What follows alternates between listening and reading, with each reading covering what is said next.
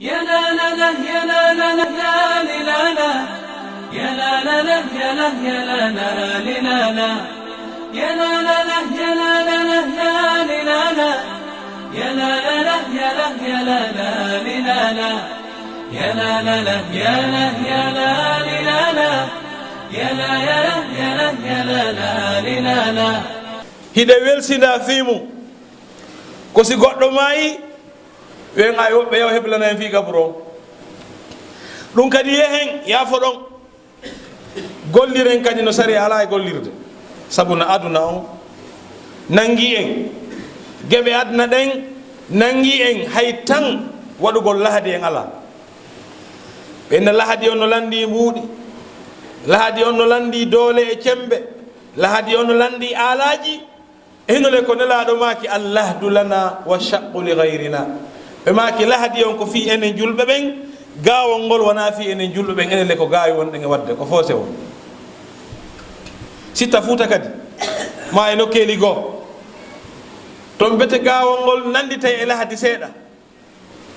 haray hutuba on ko fi qabru ko fi galle gongaje ɗen ko fi galle ɗe suti ɗen ɗen e mum musidɓe julɓe tedduɓe alqabre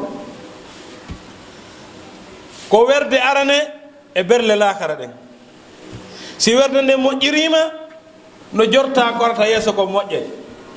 kono si werde aranere nden boniri neɗɗo on kaw yahata ɗon ka qabru makko si boni haray ko arata lakara kom ɓuuri hulɓinade ɓe wi'i siko julɗo ko ɓuri sattude e ko heɓata kon ka aduna ɗo fof ko ɓuri sattande hombo ko mayde nden julɗo ka aduna ɗo ko ɓurata sattandemo ko mayde nden ɓe wi si yahama noon ka lakara wonande julɗo on sattende makko nden ko ɗon hatti ka mayde yeeso toon fof ko welo welo kefeer on ko tampi ɗo wo ko tampi ko tampi ɗo wo ko tampi ko soñji wo ko mayde nden ɓuri hoyandemo e ko arata yeeso mayde nden ko wallahi hoɗum waɗi si julɗo feƴƴini acce morgol fure maretake sina hara ko sabu mo sari a newni wono goɗɗo ware tawa ko bande warimo tawa laamu ngu no hatton jinni e dartugol ndu ɓanndu makko anda ko honɗum warimo on no duwa marede kono ko hedditi kon fof ka on tigi feƴƴini ɗon wallahi haray koyo wattine tinna ɓe wi so o wattinama ruhuji julɓe ɗimmoɓe makko ɓe wiyay hittine o ruhu o wiwa e soñdia o wiwa e tampere aduna o ara kam beele ni ruuji lakara ruhu makko o naɓete aljannaji e mbaadi colliji ñaama ko weli yara ko weli dahmito ko weli ko adi dargal darade si goɗɗo feƴƴini siko julɗo haray ruhu makko noya hittine watti nollan si tawi ko bonɗo haray ko nenna gawo no moƴƴanimo kanko ko waɗi haray o nangodirama si tawi o hewti ka leydi aw haray o hutuba ɗo fi hollugol en hurum mawnugol ɗi gabruji e teddugol majji ko waɗi haray ka fewniɗen ɗon hande en ala dankitade gabruji ɗi berɗe men ɗen hay natɗa tun a hulay duuletake wonkitatake organise take e leyɗe hedditi ɗen hiɗa a wawata jaggitude e gabru ko waɗi a wattata ko paɗe naata no haɗa wattagol paɗe naata e gabru nelaɗo no haɗi kono woniri kono ko so tawi bulle ala ton so tawi keyɗe bini ala ton si tawi ƴiye yaltirani subhanallah haray musidɓe julɓe tedduɓe e yetti allah jo tago ɗo gurnan tagi mayde hattirde mayde nden noon si goɗɗo feƴƴini ko yahugol ka kaburu ko ɗum allah olan ɗon tagiri gurdan o tagiri mayde ko fi o jarribo en anda hihi a wuuri mayde no yeeso ma ɓay hari ka mayɗo si allah wurnuma ko liyabluwakum ayyukum ahsanu amala ko fiyo allah jarribo on ko fiyo allah dardo on ko hombo e moɗon ɓurata moƴƴinde golle musidɓe julɓe tedduɓe allah wiyali ko tagiri en ko fi en ɓurodiri e mahugol juuɗi o wiyali ko tagiri en ko fi en ɓurodiri e heɓugol otoje labaɗe ma sonnaɓe labaɓe ma ñameteji welɗi bal ko tagiri en o tagiri gurdan o tagiri mayde ko fi yo Allah darndo en ko hombo ɓurata moƴƴinde golle ɓurodirgol ngol ko ka golle moƴƴe yo Allah artuki en gollugol ko moƴƴi hawa musidɓe julɓe tedduɓe hulen Allah towuɗo waɗen ko yamiri kon anden ɗi kaburuji hiɗi mari hurum ɗi kaburuji hiɗi mari hurum no waɗɗi en ɗoftagol mawningol o hurum ɗi kaburuji fi hon ɗum ɓe wi ko kaburu o woni galle neɗɗanke on si o maayi ɓe wi ko kaburu o woni werde makko nden ko kaburu o woni suudu makko ndu suudu subhanallah ndaare cuuɗi labaji ɗi mahuɗen ka aduna ɗo wallahi ñande goo aray tawa gooto hoɗa e ɗi ñande goo aray tawa ɗi mbuuɗi ɗi ittuɗa daruɗa ndu suudu ɗo si wiyama ala jemɓe feƴƴini wallahi nden ñande a walta toon ka morgo ɗo arata o morgo men ɗo ko ɗon tigi arata tawa suudu ma ndun hin sambre ma on no yaaji ala ko ala nder toon si tawi a wi ko adna ɗo ruhu ma o yalti wallahi ɓeygure ma nden ɓeygu ma o waltata ko ma nden ñande ɓeygu ma mo on tigi bungirta on c'est ma chérie c'est ma femme this is my wife mo on tigi bungirta on ɓeygu ma no gasa o waɗa ha yedda Allah o ñoɗa e dow rewɓe hedditiɓɓen on batajo ma nen ñande o dogete ka danki coñci ma ɗi waɗuɗa ka placard ɗin nen ñande hay goto a ɓornotako bal haymo ɓorniɗa on ɓe ɓortete iɗen huñƴi nen ñande hay on e ɓortaymo paɗe ɗe o soodi 100 euros 200 euros 500 000 ɗen o wattotako de nen ñande kufune makko on puuto o wattotako nen ñande ɓenna ɓe feƴƴini awana ɓeɓe ka morgu ko ɗum addate haalede ka ƴettake de acceɓe ɗo ka tanki maɓɓe ɗo ha bimbi suudu ɗo mahiri 1 milliard 2 milliard 3 milliard 4 milliard ɗettemo natton kaka ɓuru naɓemo ka morgu o dowdiri aduna ka danki o jippine danki ke soodo e Amérique machine ɓe ɗettamo doyi ɓe wallina ka leydi taw ɓe wortamo jonci ɗin ɓe haɓɓamo e dara ɓe hikka ɗon hon ɗum balangaru ɗum no ɗon balangaru leɗɗe ma balangaru soori ma pompier adde o waɗe ɗon katkatowal ngal ɓenna o heƴata ɗon loyeɗa basiyehu ma adde pick-up on ɓe adda pick-up on ɓe wallinamo ɓaawa ɗon tawa koyɗe no ka yaasi tawa heƴata ka pick-up addoɓe mo ka morgu ɓen ɓen fof ɓe ƴawa yeeso ɓe jooɗo tawa climatiseur no huɓɓina ka pick-up kanko tummo ka ɓaawo adde ka morgu ɗo climatiseur ala ɗon ko gasa ko nduko jadde e ñamete e sonsoli e buumi ko ɗum o waldata neññande ɗon ɓenna ha janngo ha bolonda on tintida a wattinemo kafana nani awa si tawi ko ɗo sika ka morgu ɓe nawrimo to ko fimoɓe cigarette ha giila ha yiiɗaɓe tun anday ɓeɗo ɓe nanda e yimɓe ɓenna hooray ko onon halfinaɓe ha bimbi ɓenna 200 000 intaw adde ɓe piitira no ɓe piitiri o ɓe waylitira no ɓe waylitiri o tawa neɗɗo on noon ka o feƴƴini ɗon himo mari hurum wa fewndo o wuuri wallahi neraɗo sallllahu alih w sallam ɓe maaki helugol ƴiyal fure no wawa helugol neɗɗo on ka wuuri ɗon a yahi ɓe pooɗira ɗum ni ɓe duñira ni ka morguji woɓɓe gasarana laggini ɗon ɓennawa koyo fewne ko ɓuri hanude kon ko fewnata fure ko ɓuraɓe hoolede ɓen ene noon ko ɓurɓe jasude ɓe wiyete yo fewnan en fureji men ɗi wallahi ko ɓurɓe hulde Allah ɓen ɓuraɓe hoolede ɓen ko ɓen hani lootude fure nelaɗo maki yo lootu fureji monɗin ɓe ɓurɗon hoolade ɓen ko waɗi gondoji no feeña toon ceerno en no moƴƴi imamu en no moƴƴi goɗɗum feeña ka fure toon ko tawa ko hana suuɗede koko hana marede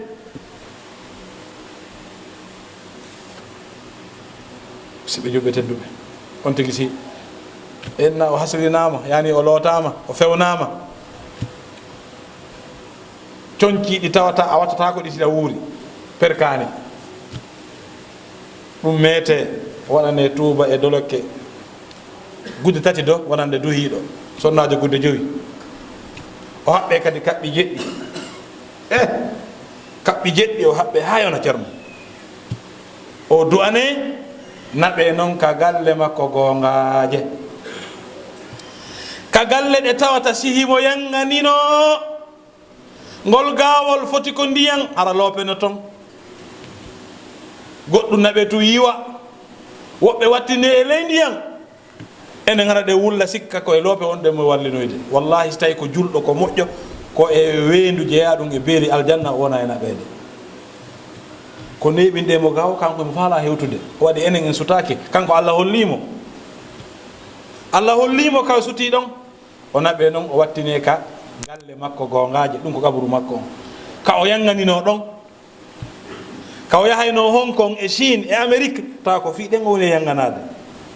na fiiɗe ga ɓayɗe ga o yino e majje so wiyama fi Allah kanko adoto ittude juulugol o bankata ka safarano ittugol zakka o tultinta wolugol gonga o tultinta hippugol gite makko o tultinta renagol e ɗi Allah haɗi ɗin ko kanko ɓuuri waɗugol e ko Allah e Amérique on ko kanko addi o ɗo woyasiji makko ɗin Hong Kong nafaymo joni ka o waali ɗo o yeehe on belde o fewtine qibla siko Fuuta ɓen adde pide molanaɗe adde on tuma pide cewɗe ɗen hikka ɗon ɓen adde huɗo adde watte haako adde ombite ino suudu makko non ko ɗum wiyete gaburu soriraɓe e mawniraɓe ka belna ko ɗo woni galle gongaje ɗen ko waɗi so wattani yiila si goɗɗo heɓa duuɓi temedere suriraɓe men go heeɓi duuɓi temedde joyi kaɓe waali ɗon ha joni heɓe ɗon andi ɗo ko ɗo woni galle gongaje ɗen ko ɗo on tigi ɓurata neɓude wallahi en fof men ko ɗon ɓurata neɓude ka gaburu ko ɗon ɓurata neɓude koy wallahi ko toon ɓurata neɓude awa wakkilo ɗen kam ko ɓe wi'i wo la dara lil mar'i yaskunuhu illa alladhi kana qabla al mawti yabnihi fa in banahu bi khayrin taba maskanuhu wa in banahu bi sharrin khaba banihi ɓe wi neɗɗo ala galle ɗe o hoɗata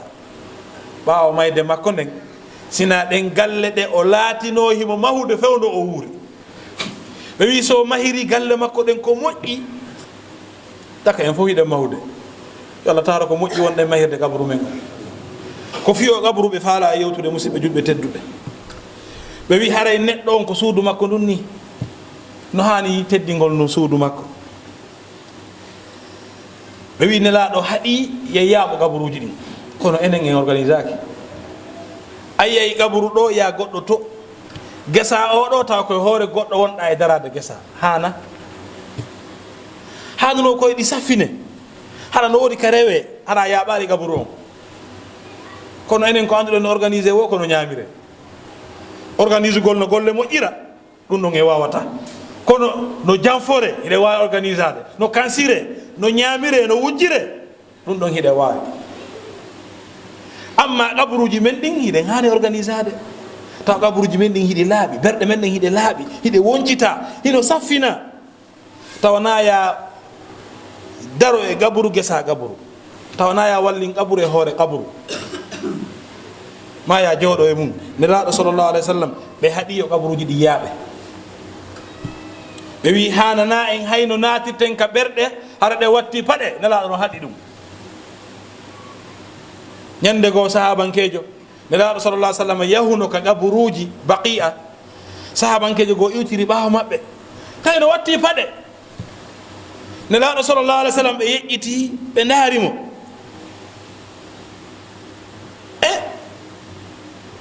ɓe wi o anditi nelaɗo sallllahu alayhi wa sallam ɓay o anditi nelaɗo nenaɗo maake ko ayo joom paɗe ɗiɗi ɗum ko sibtani ko paɗe guri mbaɗɗe laase haɓɓete ɓe maaki ko ayo joom paɗe ɗiɗi solu paɗe maɗen nelaɗo maake ko ayo wattiɗo paɗe solu paɗe maɗen ka nder yenadeji ko waɗi kamɓe hino laaɓi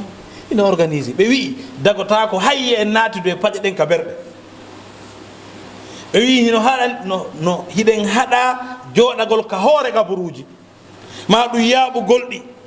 ko waɗi ari e hadise mo saydina jabir fillani en wondema nelaɗo sallllahu alayhi wa sallam ɓe haaɗi e gaburuji ɗi waɗe keerol koko waɗeten ni diidugol gaburu on ma ɗum desingol kaburuji ɗin ma ɗum mahugol e majji waɗugol plaque no haɗa wigol ɗo repose ici tel né le tel décédé le tel no harmi ken l'islam on doit pas le faire no haɗa waɗugol ton ampoule no haɗa mahugol no haɗa waɗugol ampoule no haɗa pentirgol no haɗa ɗon waɗugol ciment a naata ɗo misidaji boyi teɗen kamen fuuta ha nokkeli goo tawa heɓe waɗi ciment ha moƴƴi waɗi hay dinguira ɓe ara ɓe jooɗo e kaburuji ɗin ko nelaɗo haɗi ko ɓuuri hulɓinade ko woɓɓe waɗa toon hay jantoreji inde Allah toro ɗon allahu subhanahu wa ta'ala la ilaha illallah belnaɓe ɗon ɓen haysi ko moƴƴuɓe ɓe wawana hoore mum hay fu ɓe ko hatto jini koyon du'ano ɓe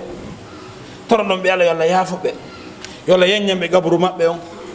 ko waɗi duwa wurɓe ɓen hino jabano si ɓe duwanike mayɓe ɓen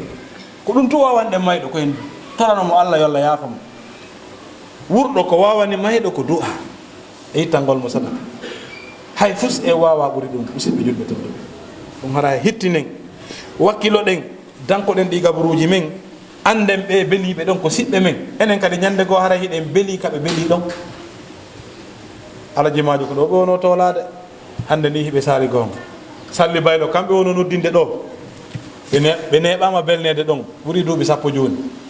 salli amadou ɓen ɓe noddini ɗo hiɓe belna ɗon ɓuuri duuɓi sappo joni salli amadou li ɗo ɓe noddinayno hiɓe belna ɗon ɓanni duuɓi joyi joni Allah hinno ɓe fof maɓɓe yaafo haray si e yahay ka kaburu si bulle ala ton keeɗe mbini ala ton ko hanani en ko ittu paɗe ɗen ka yaasi saabu teddingol ɓe wallinaɓe ɗon ɓe wi musidɓe julɓe tedduɓe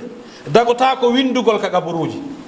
ko liggol ngol wi en haalay hayso ko lanɗo leydi ndin ka Lansana Conté général Lansana Conté lelna ɗon hana ka windegol ɗon ko Lansana Conté waali hana mahugol haysi waɗama hana koko harmi ɓe wi dagantako en la tajusul kitabatu ala qabru dagata ko windugol ka hoore kabru wala kitabatu ismil mayyiti wona windugol inde mayɗo on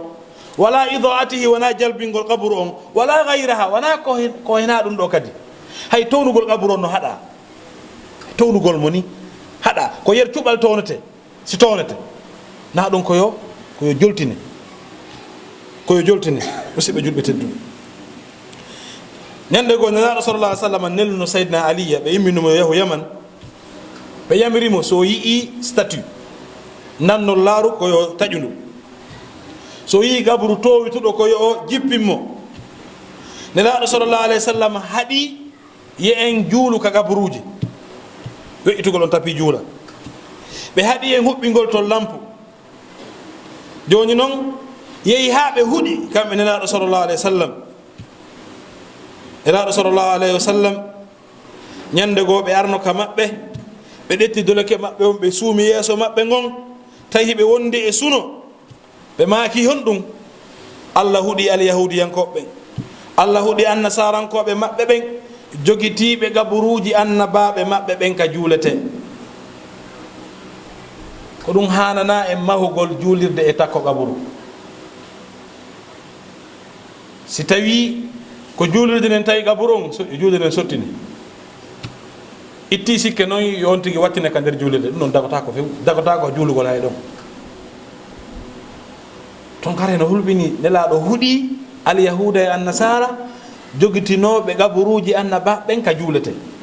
saabu koɓe jogiti tun gaburuji ɗin ko juulete nelaɗo sa sallam huuɗi ɓe Allah huuɗi alyahuda e annasara jogitinoɓe gaburuji annabaɓe maɓɓe ɓen e waliyaɓe maɓɓe ɓen nokku ka juulete berɗe ɗen koye wonu feere juulede ɗen wona feere aye kadi woɓɓe si wattinama ɓenna wattineɓe ka maɓɓe ɓe ɗawiɓe moƴƴere hulɓini moƴƴere mawnude an tun ya wattine e suudu acca ka julɓe ɓe wattina ɗon kala julɗo yawɗo ka berɗe o duwanta julɓe ɓen ka andi a ɗawi mayɗo ma on hay du'aji julɓe ɓen a sikkude noon a teddinmo anda jasinmo ɗum waɗi haray musidɓe julɓe tedduɓe ko ɗe berɗe woni fi men ɓayno enen lagine ɗo e jari borama woɓɓe yeeya hay berɗe ko hannuno kon kala quartier no hani heɓude berɗe ɗiɗi hara ko ñalɗude tawa surreta ɗon ha génération ji mula tawa heewali laftani l'école juulirde berɗe quartier kala ko fanɗi o no hani heɓde ɗum ko fanɗi o ɗum noon en toriki Allah subhanahu wa taala yo moƴƴin alhaaliji men ɗin adna e l'akhira. Chers parents, chers musulmans, le sermon d'aujourd'hui est un sermon qui est très intéressant car ça nous concerne, nous les vivants, et ça concerne aussi et ceux qui nous ont dévancés. Nous savons tous que la terre qui nous abrite est notre mère. Donc les vivants s'y installent sur la terre et nos morts aussi s'installent dans son intérieur. Là nous parlons des tombes. Donc pour honorer la mémoire de ceux qui nous ont dévancés, il faudrait respecter certaines choses. Nous savons tous que l'être humain n'a pas de demeure éternelle dans ce bas monde. Quelle qu'en soit la richesse que tu as, quelle qu'en soit la fortune que tu amasses, tu finiras toujours par quitter un jour ce bas monde pour la maison qui va t'abriter, qui est la tombe. Et puisque l'être humain est ingrat, il amasse une fortune et il construit des immeubles, des milliards et des milliards, mais il oublie vraiment sa propre demeure qui est sa tombe. Alors que c'est dans son vivant qu'il doit construire sa tombe. C'est dans son vivant. C'est dans son vivant. Il ne faudrait pas croire que le fossé que nous créons, c'est ça la tombe. Non. C'est quelque chose qui est invisible à l'œil nu. Nous ne faisons que l'enterrer, le mettre sur la terre. Si c'est un musulman, il se trouve dans les délices, dans le paradis. Et si c'est un mécréant, il est dans l'enfer, que Dieu nous en garde et qu'il nous préserve. Mais il y a des comportements à adopter quand vous voulez visiter les tombes. Premièrement, il faudrait se déchausser. Normalement, on ne doit pas rentrer dans les cimetières avec nos chaussures. C'est interdit. Car le prophète sallallahu alayhi wa sallam, un jour, était parti pour une visite au cimetière de Baqi. Il était avec des compagnons. L'un des compagnons, le prophète s'est déchaussé. Et lui, il a laissé ses chaussures. Lorsqu'il a aperçu le prophète sallallahu alayhi wa sallam, il a vu sur le prophète sallallahu alayhi wa sallam, son visage était changé, tellement que le prophète était fâché. Il a compris qu'il a commis quelque chose qui n'a pas plu au prophète sallallahu alayhi wa sallam. Le prophète lui a intimé de se déchausser. Déchausse tes chaussures. Donc, quand tu rentres dans une cimetière, il faudrait se déchausser. À condition qu'il n'y a pas quelque chose qui peut te nuire. Pour ne pas qu'il y ait des pointes, ou bien des vitres, ou bien comme nos cimetières là, ce n'est pas très bien entretenu. Là, nous sommes obligés de porter les chaussures pour ne pas se blesser. Car en marchant, tu peux tomber sur une os, ou bien sur des vitres, ou bien sur des pointes, tu peux te blesser. Dans ce seul cas, tu peux porter tes chaussures. Mais si c'est très bien entretenu, si c'est très bien propre, il est recommandé de se déchausser. Et aussi, il est interdit de marcher sur les tombes. On ne marche pas sur les tombes, on ne s'assied pas sur les tombes. C'est interdit par la religion. Et aussi, il est interdit de mettre des plaques, écrire le nom. Ici repose telle personne, né de telle année, il est décédé à telle année. C'est interdit. Malheureusement, nous constatons cela dans nos cimetières. C'est interdit. Il est même interdit d'élever la tombe. Il doit être plus bas. Il est interdit de mettre des ampoules ou bien de bâtir la tombe, faire des briques, des carreaux. C'est interdit. Car le prophète sallallahu alayhi wa sallam lui a interdit. Et lorsqu'il a ordonné, il a commissionné Imam Ali de partir au Yémen, il lui a dit, quand tu trouves des statues, il faut les casser. Quand tu trouves des tombes qui sont élevées, il faut les faire descendre. Donc c'est pour vous dire combien de fois l'islam est une religion de droiture, est une religion de juste milieu. Car si vous bâtissez les tombes, il viendra un jour où d'autres personnes, peut-être des ignorants, vont adorer les gens qui y demeurent. Ou bien, ils vont s'accaparer de cette place. Cette place est à nous, car c'est mon père qui qui est enterré. Dans ta chambre, si tu décèdes, Wallahi, ils vont te faire descendre sur ton lit qui était acheté avec ton propre argent. Ils vont te déshabiller de tes propres habits. Ils vont t'envoyer ici à la morgue de la mosquée, où tu vas cohabiter qu'avec les reptiles ainsi que les moustiques jusqu'au lendemain. Et le lendemain, on intime à des personnes peut-être qui n'ont pas la compréhension même comment laver et le corps. Ils vont laver ce corps-là et le mettre dans 3 linceuls blancs et t'attacher 7 attaches. Ils vont t'envoyer dans la maison que tu avais construite pendant ton vivant. Il y a un savant musulman qui disait: l'homme n'a de demeure que ce demeure qu'il a construit dès son vivant. Si il l'a construit de la plus belle manière, il y demeurera convenablement comme il l'avait souhaité. Mais si par contre il a construit ce demeure-là dans l'illégalité, dans le mensonge, dans le péché, et il va récolter aussi ce qu'il a sémé. Que Dieu nous en garde et qu'il nous préserve et qu'il nous accorde une meilleure fin. Wallahi, qu'il nous accorde une meilleure fin. Et qu'Allah subhanahu wa ta'ala fasse en sorte que nous soyons des musulmans sincères. أقول قولي هذا وأستغفر الله لي ولكم فاستغفروه إنه هو الغفور الرحيم. الحمد لله رب العالمين، الحمد لله الغفور الرحيم،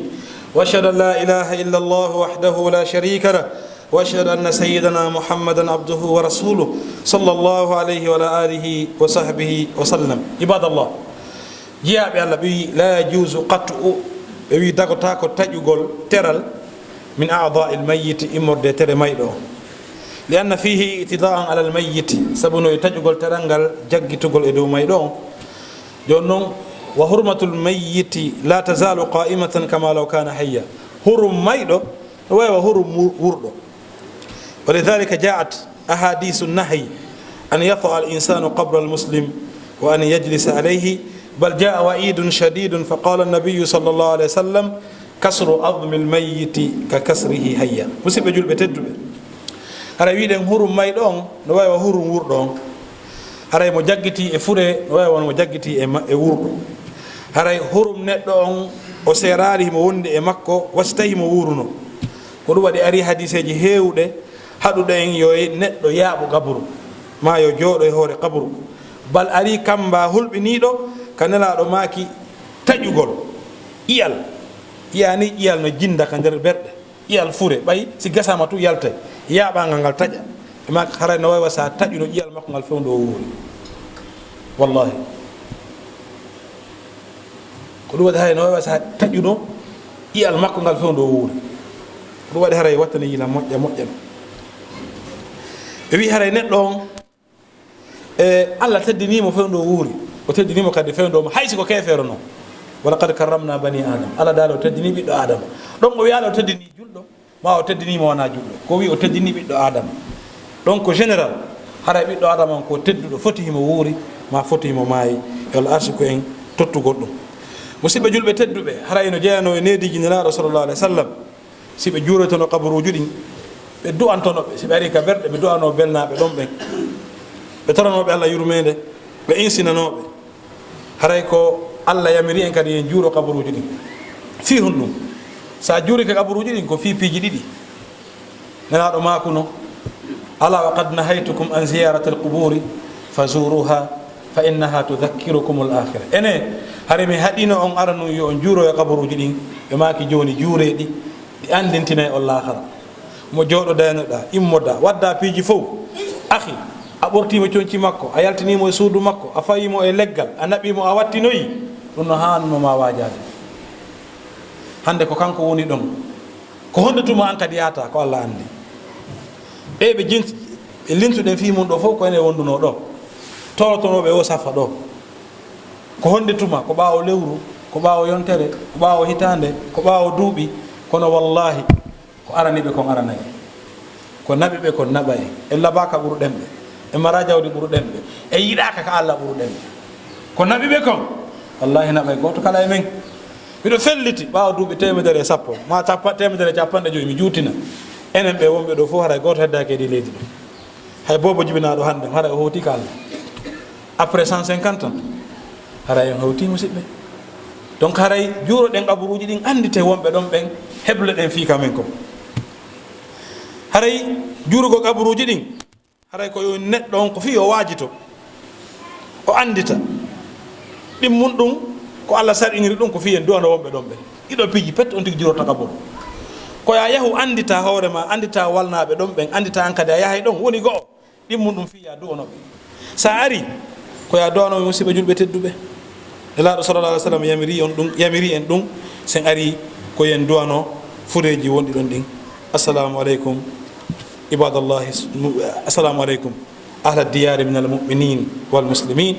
inna inchallahu bikum lahiqun nasalullaha lakum assalamata walmaghfira e duwaji buyno ari inna inchallahu bikum lahiqun nasalullah lakum alafia maɗum allahuma mahfir lakum warhamum on tigi duwano fuɗeji waali ɗon ɗi fof itti fuɗɗaɓe surrede ɗon ɓen ha fewniɗo neññande on allah yettina e duwa makko on ha ka maɓɓe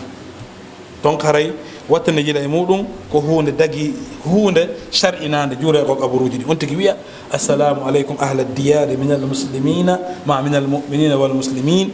wa inna inchallahu lakum bikum lahiqun gafara llahu lana wa lakum façon ji duwaji buyno ari ka sunna ko on tigi duworanta e fureji belnaɗi ɗon ɗin ɗiɗo piigi ɗiɗi on tigi yeyirta ko kaburu yo Allah arsi koye juuroyagol kaburuji ɗin ɗum kadi waktinaka wiyaka ko jemma ma ko ñalorma leere kala ko heɓuɗa feere ko ɓay tun ka menga sécurité ala sa he juuragol ɗo ka berɗe jemma ɓinne ko ittugo fure yawɗa ɗum na yaaru jemma ka menga yaaru ñalorma leyɗe hettiɗe goo jemma e ñalorma berɗe ɗen hino jalbina a ara juuroɗa fewdo faalaɗa ɓe surre kadi jemma e ñalorma wigo surgo kadi ko bimbitu ma ko ñalorma tun jemma e ñalorma fof hino wattine hino surre on geni ke donc haray ɗum ɗo koye wattan hakkil ko haɗa jurgo kaburuji ɗin ko sonnaɓe ɓen nelaɗo sallah sallam no huuɗi sonnaɓe juurotoɓe kaburuji waɗi e boron no ara e muɗum sonnaɓe wawata jogade gonɗi mum ɗi won enen worɓe ɓen donc haray sabu no en do hiɓɓen ɓeɗe ɗen alhamdoulillahi rabbil alamina hiɗe ton hiɗe yoori haray e yurmene ɗen kadi haray ino fanɗi ha téléma e sonnaɓe kamɓe ɓe wawata heƴude maɓɓe ko heƴata men kon donc haray kamɓe ɓe du'onto fure kono ɓe yata ɓe wattina haray eɓe rentina kadi ado islam o ado fewno islam on ko arande lawo haare ɓe newnana kono kamɓe ɓe haɗa taɓe juuro kabaruji ɗin allah subahana taala on yafano en hikkiɓe yeeso men musidɓe julɓe tedduɓe haray ɓe wi ɓe filliti kadi haray si goɗɗo yeehi narugo kaburu ko yo o rento e haalugol konnguɗi aduna kono ko ɓuuri hulɓinade ko a yahay goɗɗo no yaha wattingol goɗɗo nana himo décroche téléphone ok wara nan ɗon ka banque transfert nan ɗon 40 millions tawmo ka berɗe ɗey ko hanno ɗon ko fi lakara kono taw programme ji aduna ɗin kadi o waɗa kadi ka berɗe ma ɗum ko ɓuuri hewde ko yimɓe ɓe yaaha ɓe wona ka ɓawa cour ɓen ɗon ɓe heɓali baraji yawɗo surrugol ngol yawnata ka cour daroɗa ka wona wattinede ɗon duwanoɗa fureji ɗin hara heeɓi baraji ɗin kono buye meɗen no ami ɓe yaha ha ka ɓawa cour ɓe daro koya naatu nder toon duwanɗa fure en ko ɗum woni ko hani ko ɗon haray sta yon woɗɗike moƴƴa haray ko wiyeten jama on seyno juuro donc haray en secondo on peut rendre visite à nos morts dans les cimetières rendez visite à nos morts essayer d'oublier ce bas monde ne pas parler au téléphone ne pas même partir avec le téléphone dans les cimetières car si on t'appelle là-bas peut-être tu auras la tentation de décrocher mais ne décroche pas car tu es dans un endroit purement mystique si je peux m'exprimer ainsi car là tu es obligé de réfléchir tu es obligé de penser de méditer c'est un endroit à méditer pas un endroit à faire des affaires mais malheureusement vous voyez des personnes parler de n'importe quoi dans les cimetières dans les mosquées c'est des choses qui sont interdites donc essayons d'avoir un bon comportement et de ne pas mettre les choses que Dieu a interdites ni les plaques ni les murs ni les carreaux ni le ciment et ne pas élever donc laissons ça tout ce que le prophète sallallahu alayhi wa sallam nous a intimé de laisser pour que Allah subhanahu wa ta'ala puisse avoir pitié de nous. ربنا تقبل منا انك انت السميع العليم وتب علينا انك انت التواب الرحيم ربنا اتنا في الدنيا حسنه وفي الآخرة حسنة وقنا عذاب النار سبحان ربك رب العزة عما يصفون وسلام على المرسلين والحمد لله رب العالمين قوموا إلى صلاتكم يرحمكم الله